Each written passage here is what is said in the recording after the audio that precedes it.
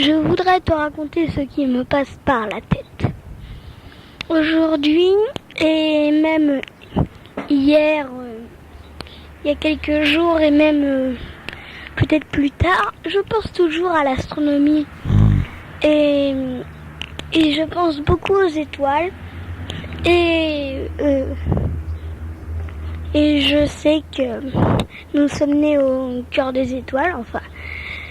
Le gaz des étoiles est retombé dans les océans, ont formé des cellules qui ont formé elles-mêmes des êtres vivants et qui nous ont formés.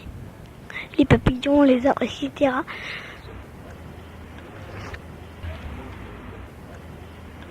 Je pense qu'il y a plein de sortes de planètes qui elles-mêmes sont pareil, enfin, imaginons qu'il y ait une autre Terre dans un autre univers, dans une autre galaxie. Imaginons un peu qu'il y ait des extraterrestres. Pour le moment, je connais des extraterrestres sur Mars. Je les connais, c'est les Martiens.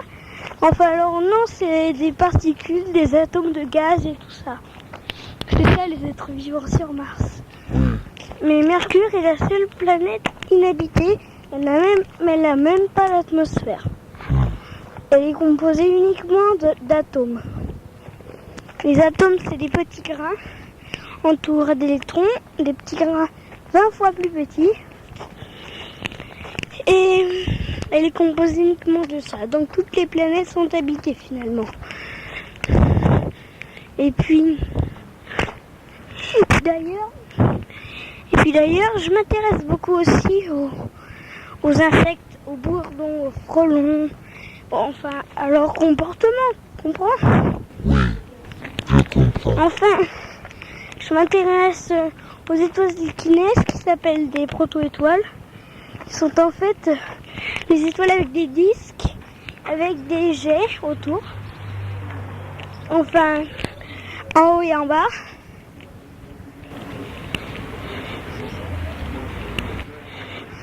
Et ils naissent dans des nuages obscurs, des supernovas qui ont explosé.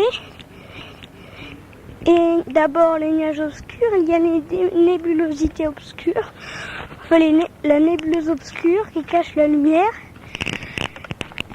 Puis le nuage obscur, un nuage qui absorbe la lumière. Et je voudrais te dire que je me demande toujours comment est formé le Big Bang, c'est-à-dire la naissance de l'univers. Et je voudrais bien savoir comment il s'est formé ce Big Bang. Enfin, je sais qu'il s'est formé de façon électrique, mais quelle façon électrique, ça, j'en sais rien. Alors, je voudrais te dire que j'ai trouvé que le plastique et tous les autres éléments, la poire, les fruits, tout ça, ce ne sont que des atomes, des cellules si tu préfères. Enfin, nous on est composé de milliards, de trilliards de cellules. Enfin, des petits atomes qui se sont regroupés pour former un grand cercle qui s'appelle une cellule. Alors, les dinosaures, je m'y intéresse plus. Je sais comment ils sont nés, je sais comment ils ont disparu. Et je voudrais bien que la pollution cesse autour de la planète parce que l'atmosphère c'est fin et si on le détruit, il n'y a plus de vie sur Terre. Alors, j'aimerais bien que tous les gaz, tous les pots d'échappement et tout ça disparaissent. Et je me demande encore si le temps n'a pas eu de début. Parce que si on remonte dans le temps, on remonte à des trilliards d'années. Je crois qu'il n'a pas de début le temps. Vrai. Je me demande bien comment s'est formé le temps. Et puis j'ai un vœu, alors c'est faire comme l'oiseau, enfin tu comprends ce que je veux dire. Je veux pas le dire normalement comme je voudrais faire planter un arbre à pain, ça je le dis pas. Et je voudrais faire comme l'oiseau, je le dis comme ça moi. Pour pas très bien qu'on le comprenne, mais quand on me voit, je le fais en battant les ailes comme ça pour faire comprendre. Enfin, comprends ce que je veux dire. C'est ton secret. Et les arbres, ça m'intéresse.